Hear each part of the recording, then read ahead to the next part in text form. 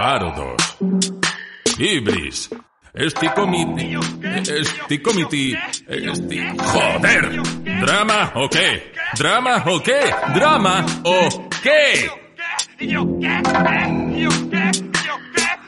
¿Y yo cabecita qué? ¿Y yo qué? ¿Y yo qué? Bueno, estamos escondidos como si estuviéramos miembros de la resistencia francesa para hablar de clown. Estamos parapetados por una especie de bastidores en un salón con sillas amontonadas, Espejados. en un hotel que no vamos a decir el nombre. No, porque es muy conocido. Pues, sí, en un hotel de Sevilla. Estoy acompañado de Gabriel Chamé. Gabriel Chamé, buen día, maestro. Aquí estamos, aquí escondidos. Que has venido a Sevilla, ¿por qué motivo?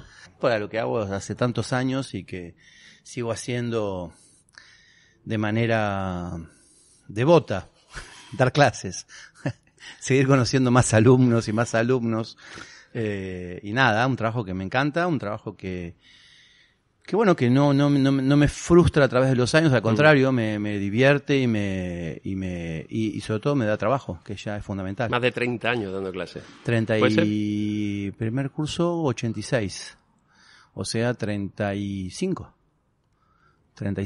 sí.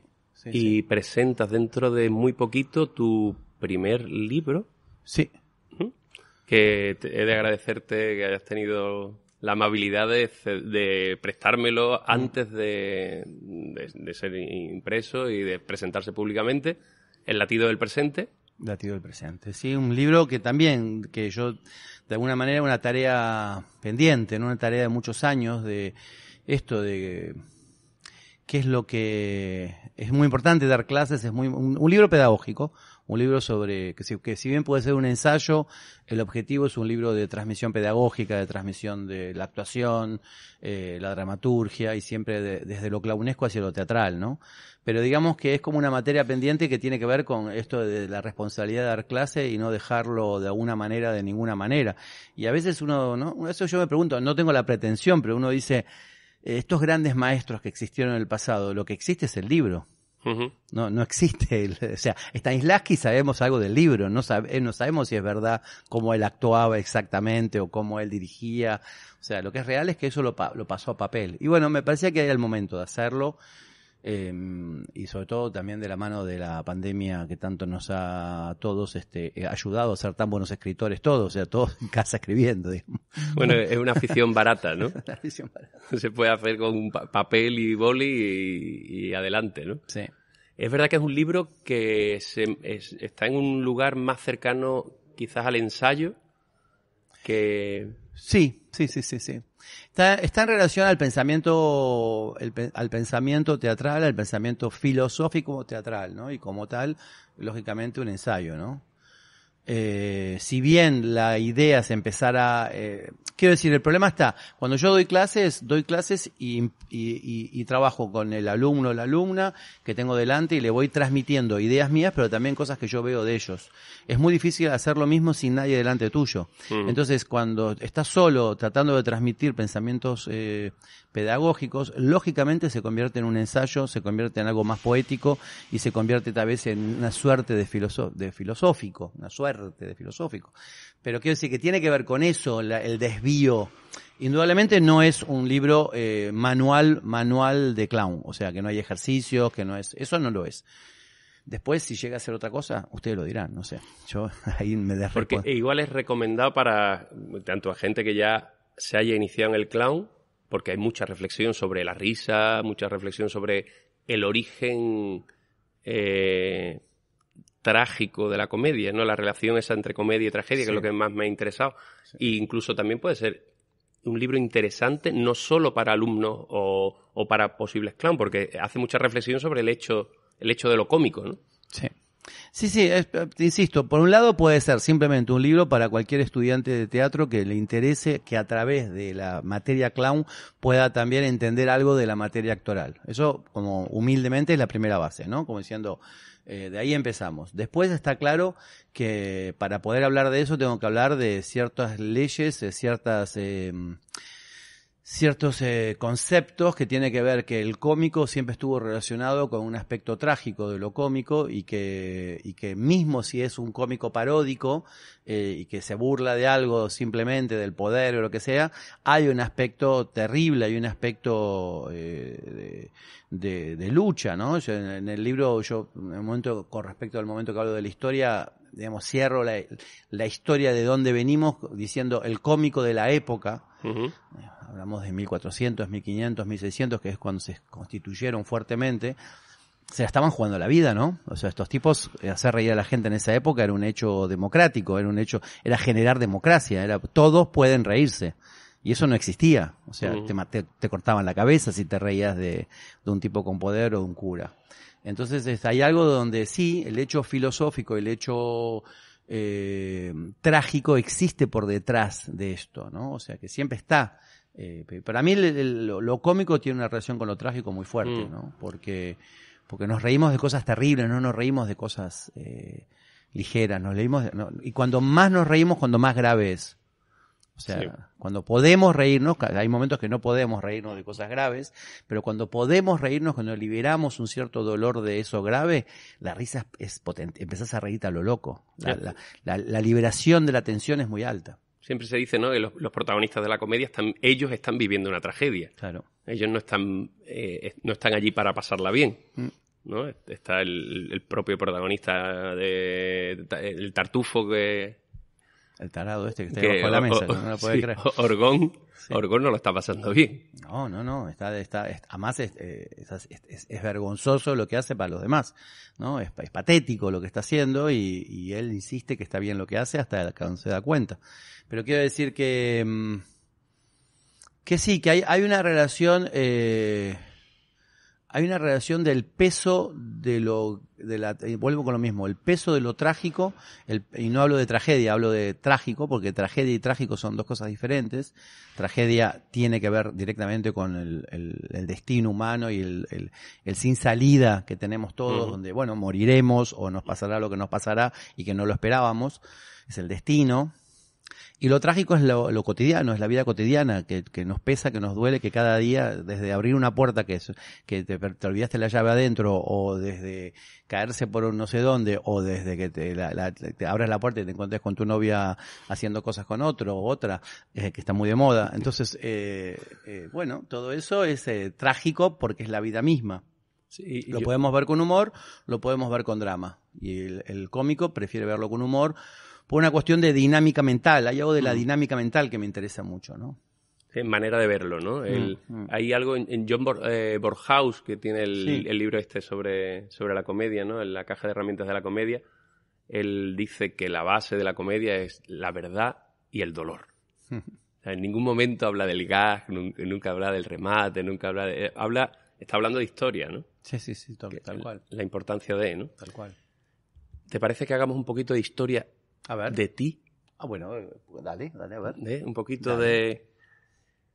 Comenzaste, puede ser con el Club del Clown, es lo primero profesional que tú firmas. Lo segundo. Es lo segundo. Lo primero fue la compañía argentina de mimo, que dirigía Ángel Elizondo, y que todavía está vivo el hombre, y que de ahí, que fue en plena dictadura militar, estoy hablando del año 78 hasta el año 84. Y ahí apareció lo del clown.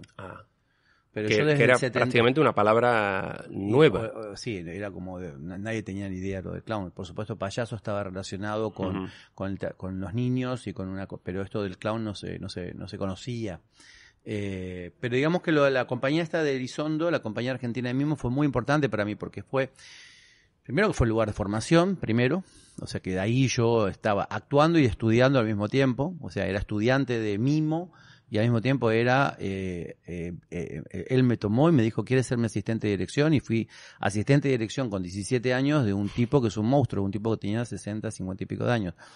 Entonces ahí aprendí todo el oficio, digamos, de qué es lo que pasa dentro de un teatro, cómo se coloca un proyector de luz, cómo es un telón, cómo se ata, o cómo se... En tu escuela, ¿no? Sí, eso que empezás a aprender lo que es el teatro por dentro. Después... empezás a ver cómo ellos ensayan, como los otros, pues yo todavía no actuaba, pero miraba cómo ensayaban. empezaba a descubrir, era como una compañía muy experimental y vanguardista, pero sobre todo un poco rebelde, plena dictadura militar y todo como esta cosa del mimo, pero también elementos de desnudo constante, espectáculos en bolas. Yo a poco tiempo ya me quería poner en bolas también. O sea, yo decía, qué lindo estar en bolas por un teatro. Y después llega el Club del Clown. Y el Club del Clown llega, pero pará, lo que te quería explicar de esto es de que yo, en yo tenía como una visión de todo, como una visión más vanguardiosa. Yo quería hacer espectoclos vanguardistas. Sí. Y de alguna manera, si bien yo era un amante de todo lo cómico, porque no paraba de ver Chaplin, Les Luthier, no paraba, además de la gran época de Les Luthier, por otro lado también era fanático de Godard, de Fellini, de Buñuel, de Truffaut, de todos estos genios del cine, ¿no? De Bergman. Entonces yo pensaba que yo quería hacer algo así, esa era mi mente que decía eso. Y ahí empezó que un día presenté un trabajo y todos se pasaron a partir del culo de risa. Entonces fue como un shock que vos decís, pero yo no sabía que yo era cómico. Pero porque tu intención era hacer vanguardia. Mi intención era hacer vanguardia. Entonces yo hice un número que era bastante experimental, pero que que naturalmente salió un sentido del humor.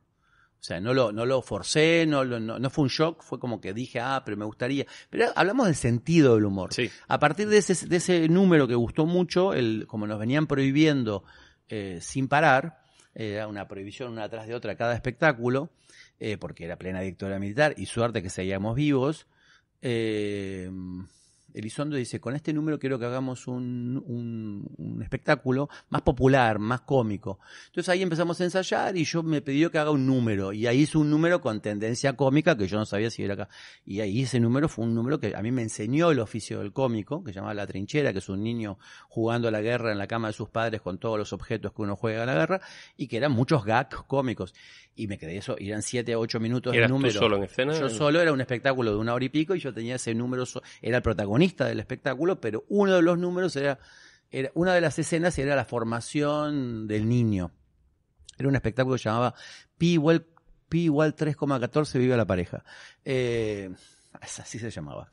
En todo caso, fue un shock, ¿no? Esto de que ahí sí, empezaba la gente a reírse 7 minutos sin parar. Y ahí fue muy fuerte porque primero el choque que ya no sos tan vanguardista, ¿no? Que decís, pero yo soy popular, no soy vanguardista.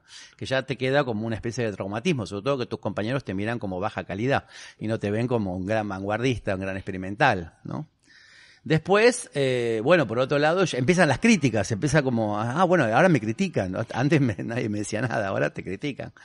Y se desarrolló el oficio del cómico poco a poco cada vez más, y cuando llega el clown, cuando me separo esa compañía se destruye cuando llega la democracia. O sea, duró el tiempo de dictadura militar. Y cuando llega la democracia, aparece el clown, una profesora, Cristina Moreira, que viene de Philippe Gaulier, que había estudiado con Philippe Gaulier, año 84.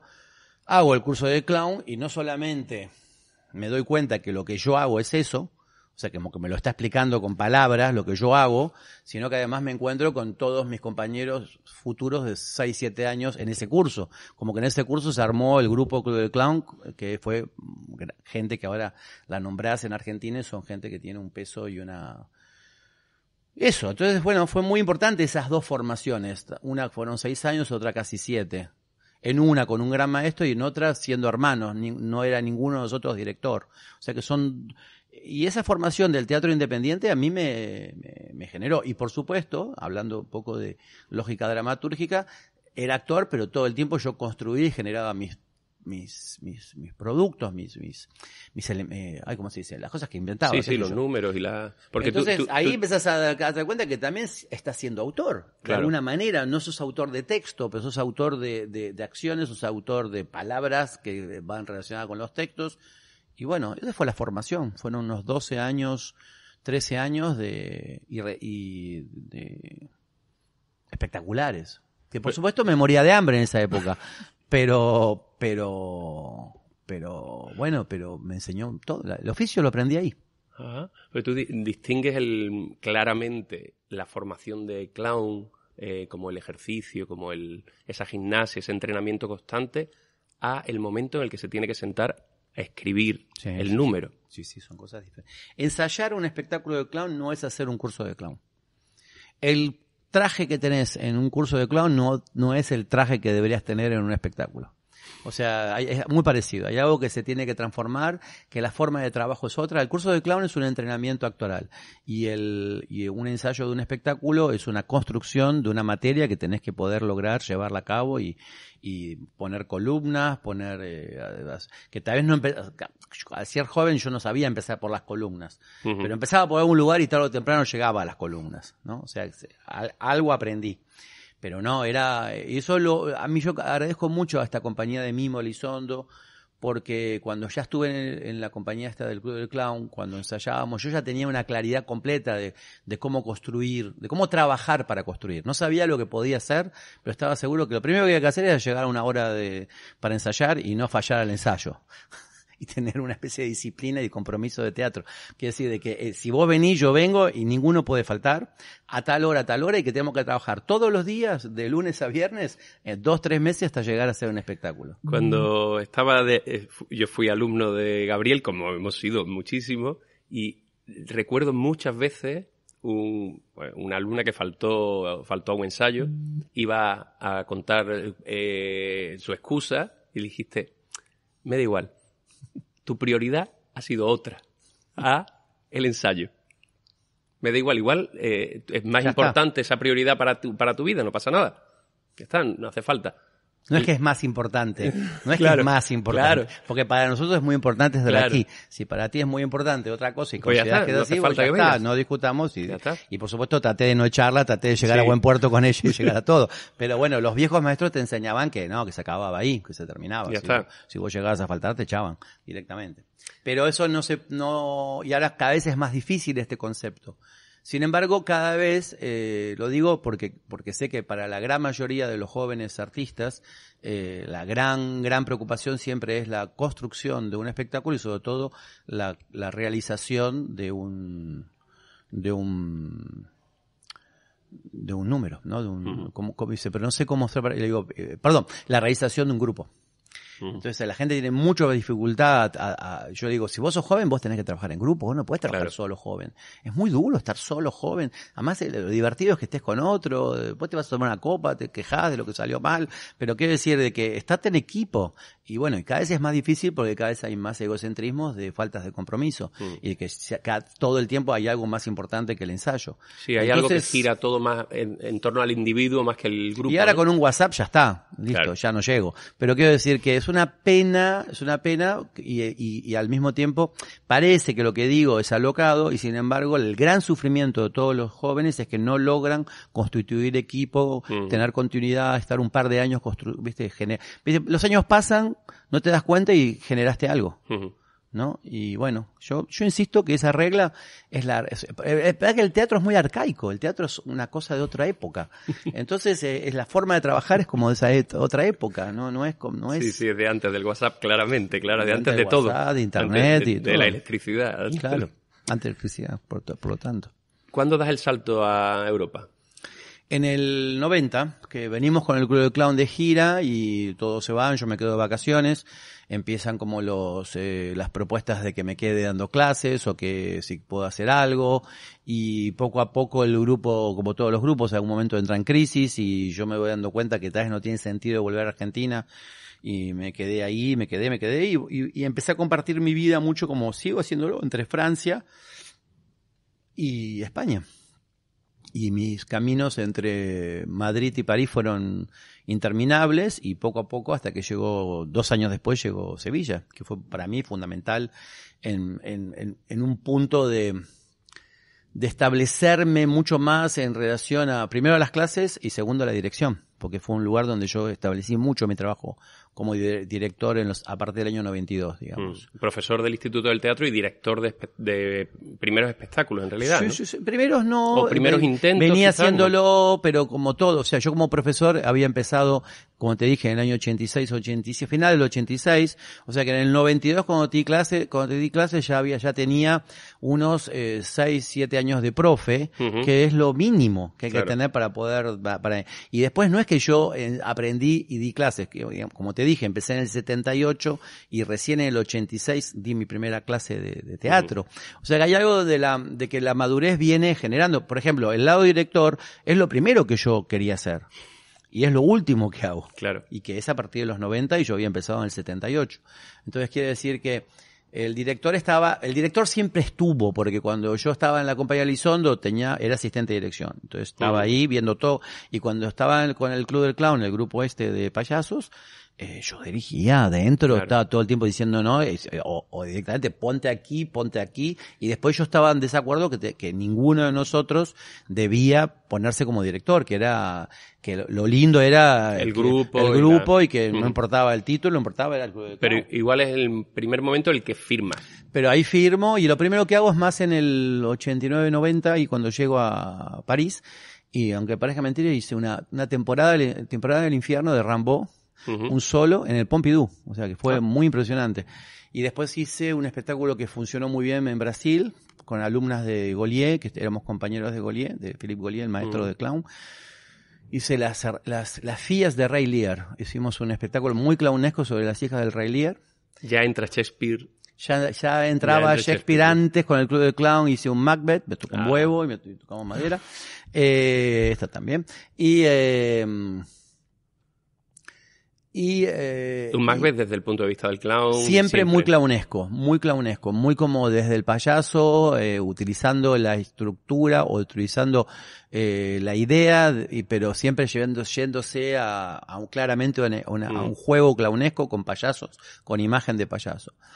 Y lo que sí podríamos decir que sí es importante aquí en Sevilla es que en el año ya 95, 96 empiezo a hacer obras como de teatro, donde yo traduzco, y claramente Shakespeare, donde ya no hay la imagen de clown en primera fila. O sea, como que el clown queda rezagado atrás para que empuje el espectáculo, para que tenga un lenguaje clownesco, pero me empiezo a dedicar al texto, me empiezo a dedicar a traducirlo, adaptarlo, y a cumplir que el cuento se cumpla y que el texto esté y que los personajes existan con una cierta psicología, con una cierta... Entonces, bueno, fue esa la evolución y fue importante. Sevilla para eso fue muy importante. ¿Por qué? Porque estaba en un lugar fuerte, muy institucional, que me obligaba y me permitía hacer las tareas que estuve haciendo. Como también dirigir ¿cómo se llamaba? El Teatro Crónico, que en su época era Atalaya, con Mame, con Javier Centeno. Un Hamlet, ¿no? No, ¿Fue un Hamlet? No, eso fue Todo va bien. Todo va bien fue el primer espectáculo. Todo va bien. Un espectáculo muy interesante sobre Boris Vian, con textos de Boris Vian, con música de Boris Vian, y fue muy, muy lindo también. O sea que todo eso, Sevilla, aunque parezca mentira, para mí fue una base, o sea, yo creo haber sido importante para muchos alumnos, pero Sevilla fue muy importante para mí. Me dio ¿cómo es cierto? Una columna fuerte. Hay algo que recuerdo siempre, que es la importancia que le das a la historia, independientemente de que tú tengas una visión desde el clown, como director, como creador, pero cuando trabajas Shakespeare, estás trabajando Shakespeare y estás trabajando la historia. Lo importante, tú le llamas el cuentito, ¿no? Como que, no, la historia. Que el cuentito, no, que lo dices como en esa broma, no, que el cuentito se entienda. Y sí. Si no se entiende el cuentito, no estamos haciendo nada. No, pero además yo odio cuando la gente hace Shakespeare y lo trata de adaptar a la lógica contemporánea. Pero el cuentito es lo que dice en la fábula, sí. Pero lo que cuenta Shakespeare ya es delirante, ya es fuertísimo. Entonces, no hay mucho mejor que eso. Ojalá estemos a la altura del cuentito. Claro. Lo que hagamos después, todo lo que inventemos después, ojalá o sea, por lo menos lleguemos a contar bien el cuentito, que la gente se entusiasme. Y después esto de contarlo desde el humor, ¿no? O sea, que haya, otra vez, el aspecto trágico llevado al aspecto de humor. Porque, viste, la gente dice Shakespeare, pero Shakespeare es serio, ¿no? Y sobre todo tragedias. Y yo, sí, pero la tragedia puede también hacer reír si la querés trabajar desde un punto de vista. Y hacer reír, ¿por qué? Porque creo que acerca mucho más, también porque creo que manejo bien ese lenguaje y ya está. Nada más que por eso. ¿no? Creo que me siento cómodo en ese lenguaje y lo hago así. En este recorrido vamos a saltar cosas, evidentemente, pero Por tenemos que hablar un momentito del Circo del Sol, Sí, que eso supongo que debe ser una experiencia fue fuerte. muy... El Circo del Sol fue la experiencia, ahora que lo pienso, fue la experiencia que me hizo que yo termine de alguna manera con Sevilla. Duró un poquito más, pero no mucho más. Que estuviste Estuve varios años, del ¿no? 98, un año antes de conocerte a ti, o no conocerte, de trabajar juntos, hasta 2005. Entonces sí, fue mucho. Fue mucho para, digamos, para lo que es el Circo del Sol, que no es que tú estás un ratito, o sea, que estás ahí haciendo 2 funciones por día, 8 días a la semana, 9 días a la semana, un día de pausa, viajar por el mundo. Eso es mucho, muchos años es mucho. Después, Gira por suerte, internacional, evidentemente. sí, toda claro. Europa, Estados Unidos, Japón y Australia. Y no llegué a China porque también hubo una cosa ahí que hubo una especie de crisis, no mía, sino más que nada del Circo del Sol con los que eran los autores porque yo no era un número mío personal, era un número que yo copiaba. Entonces, cosa que es muy normal en el mundo del circo, hacer el número de otro que te contrataron para hacer eso. Pero igual fue fantástico, la experiencia fue alucinante, fue muy impresionante porque un poco, de alguna manera, si bien yo siempre he tenido una visión no comercial del teatro, pero una visión de explotar lo que uno hace, ¿no? De decir, bueno, hice un espectáculo, ahora que hicimos 2 funciones y ya está, me quiero morir. Yo le saco un año, yo le saco un año de función bola, o 2, porque si no, no sé para qué estuve así. Yo me quedo muy, muy frustrado cuando hago algo y se termina muy rápidamente. Yo creo que eso es lo que más me hace sufrir en el teatro. Entonces el Circo del Sol me enseñó de esto de que una cosa se puede explotar al infinito en un sistema que yo no conocía, como es el show business americano, ¿no? El comercial americano, que para ellos, que es un concepto completamente diferente al concepto europeo, que tiene que ver con la búsqueda del arte a través de la institución, por así decirlo, la investigación de la mano de la institución que te da dinero para que vos investigues. Esto no, si no tenés dinero no sos artista. Esto es, el arte es el dinero para ellos. Y cuanto más dinero tenés, más artista puedes ser. O sea, lo tienen así de claro. Cosa que puedo estar de acuerdo o no, pero bueno, es como funciona y funciona. Y después, bueno, fue muy interesante también esto de haber trabajado a partir de un número de unos franceses que en su momento eran muy conocidos, que era el grupo Los Macloma, que para mucha gente de Francia son muy conocidos todavía, aunque también desaparecieron, de la misma generación de Django Edwards, de Philippe Bollier, esta generación de los que ahora tienen 70, 80. Y estar también con un grupo de chicas, porque también eso fue muy particular. O sea, que yo actuaba con 2 chicas. O sea, que ahora estamos en épocas así, viste, de todos a ver qué femenino. Yo estuve con 2 chicas actuando, y muy singular que estos 3 payasos eligieron 2 chicas y a mí para reemplazarse. O sea, que fue muy, muy, muy, muy singular también. Y después llega, creo que es justo después, que estoy saltando cosas, evidentemente, pues las vidas son largas, pero yo creo que un pilar fundamental es tu Otelo. No, viene antes, justo antes los unipersonales. Ah, claro. Los unipersonales, que porque también fue eso, cuando yo terminé el Circo du Soleil fue como que dije, ¿ahora qué hago? Me dije, hagamos un unipersonal. Hagamos algo que no hiciste nunca en todo el tiempo. Siempre tuviste números solos, pero nunca hiciste tu unipersonal, ¿no? Que es como una especie, yo siento como una madurez interna como actor y como autor. Y ahí trabajé con una persona que yo siempre quise mucho, que es Alain Cotré, que es para mí un gran maestro también, que murió hace pocos años. Y con él construimos Llegué para irme, que para mí fue un gran aprendizaje de dramaturgia clownesca, porque ahí es creación tuya, no es un texto de Shakespeare. Entonces empecé como que estuve en estos 2 caminos de investigación, uno que es el del texto llevado al clown y el otro el de tu propia dramaturgia, que no es una dramaturgia de diálogos de texto, es una dramaturgia de acciones y de gag pero que tiene también texto, pero que la historia se cuenta de una manera para mí eran dramaturgias muy contemporáneas, la forma de contarlo. Después llevado al personaje del clown, que mucha gente lo ve como algo tradicional. Pero al mismo tiempo la forma de contarlo no estaba haciendo el numerito clásico de clown. Estaba haciendo algo complejo, no sé, llegué para ahí, me creo que el número fuerte es el número de la cama elástica, donde el personaje que quiere llegar a su casa y está muy cansado y quiere descansar, no puede porque tiene que volver a salir de viaje, y no puede descansar y hasta la cama lo rechaza porque es una cama elástica. Entonces hago un número de cama elástica, para mí eso es una manera de contar, y además la novia lo abandonó, entonces la cama que lo rechaza tiene un doble valor, y ese tipo de cosas para mí, no sé, hace 15 años atrás era muy interesante construirlo. Hice una segunda versión y ahí sí aparece Otelo, ya más y Otelo aparece de una manera muy singular también. Aparece como una acumulación de experiencias con Shakespeare, pero sobre todo aparece como gracias a la crisis europea económica, gracias a la crisis del 2012, del 2011, que me hace sentir que si estoy con poco trabajo en Europa, no es tan mal de tener poco trabajo en Argentina.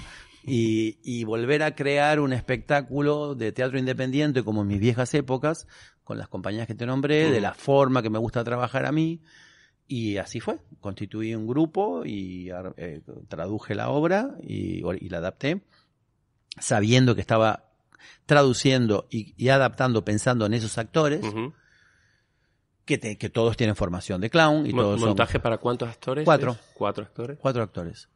De los cuales 2 no repiten personaje, como son los que hacen Otelo y Yago, y los otros 2 que hacen Desdémona y los otros hacen de todo, hacen 800 personajes que entran y salen. Un montaje que todavía está en cartel, ¿no? Montaje que hace 9 años está en cartel, 9 años, y que es un éxito rotundo y que me abrió muchas puertas.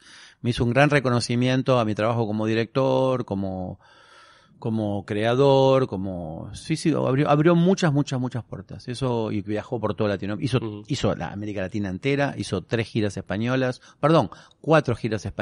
2 giras francesas, muy singular, ¿no? Como trabajo.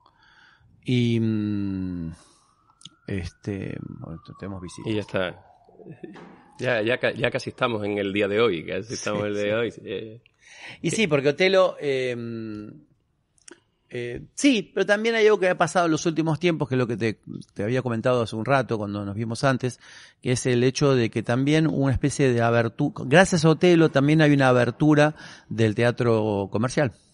Como que, y que yo no lo rechazo, que no soy alguien que diga, tampoco me interesa hacer cualquier cosa, y cualquier obra y a cualquier precio, pero quiero decir, me parece bueno poder abrir puertas en lo institucional, en lo independiente y en lo comercial, por así decirlo, porque primero porque me permite trabajar, porque permite que se genere un movimiento de trabajo. Para mí lo importante siempre es que haya un movimiento de trabajo.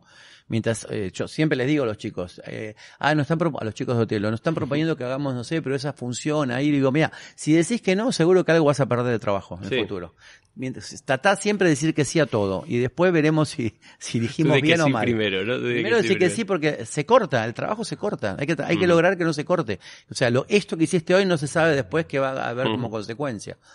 Tal cual. Entonces hice como obra ahora acabo de dirigir el The Hall en Madrid, o sea que es una obra muy comercial y muy variopinta, un cabaret que no tiene nada que ver con lo que hace, y así todo. Creo que la gente está muy contenta por el tipo de... reencontrándome con gente de aquí, como Alex O'Doherty, Guillermo Baker como coreógrafo, así que fantástico, o sea, más todavía. Y una obra en Argentina también de corte comercial, que es una obra del mismo autor de Toc Toc, Laurent Baffy, que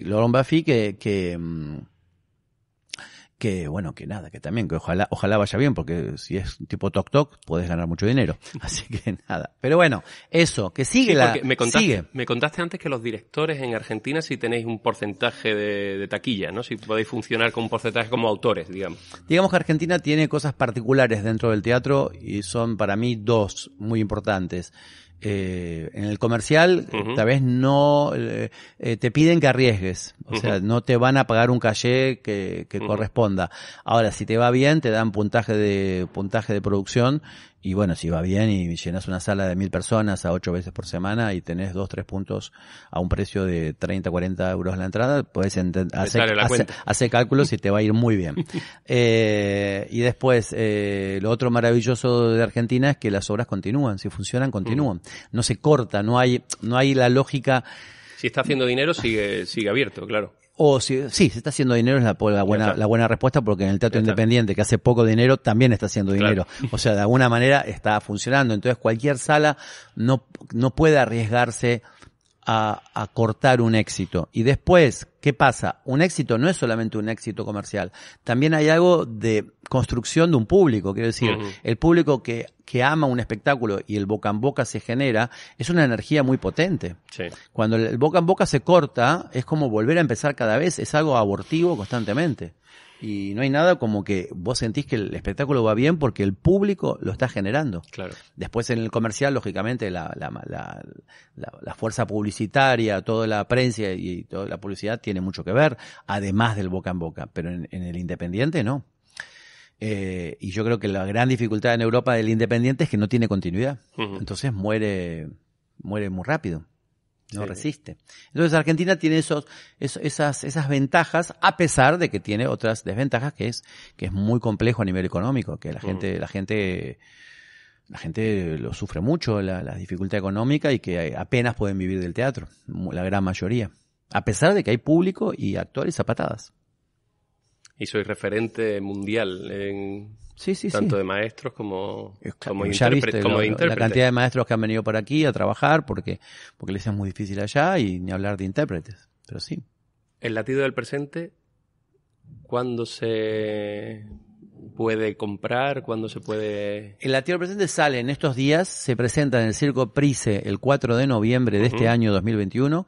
El día 4 de noviembre a las 18 horas, ahí va. Y a partir de ahí, primero se edita en Argentina y se distribuye por Argentina, y se va a mandar poco a poco hasta que aparezca una nueva edición española, pero en principio yo estoy como ¿Venta conectado. online o venta física? Venta a Amazon primero, del libro físico, y después Madrid, la librería Yorick, estos lugares, los lugares clásicos donde uno puede decir, bueno, ahí lo voy a encontrar o lo puedo pedir. Esa es la manera por el momento. Editorial Atuel, El latido del presente. El mismo. Pues Gabriel Chamé, buen día. Buenas tardes ya. Buenas tardes, sí. Ya le dimos, acá en este lugar mágico que placer hemos encontrado. Tremendo. Muchísimas gracias, Gabriel. Querido, te quiero mucho y yo también. Un placerazo que me hagas la entrevista. Qué maravilla. Gracias. Si tus lunes son dramáticos, escucha Drama o qué, el podcast sobre dramaturgia absolutamente innecesario. ¿O qué?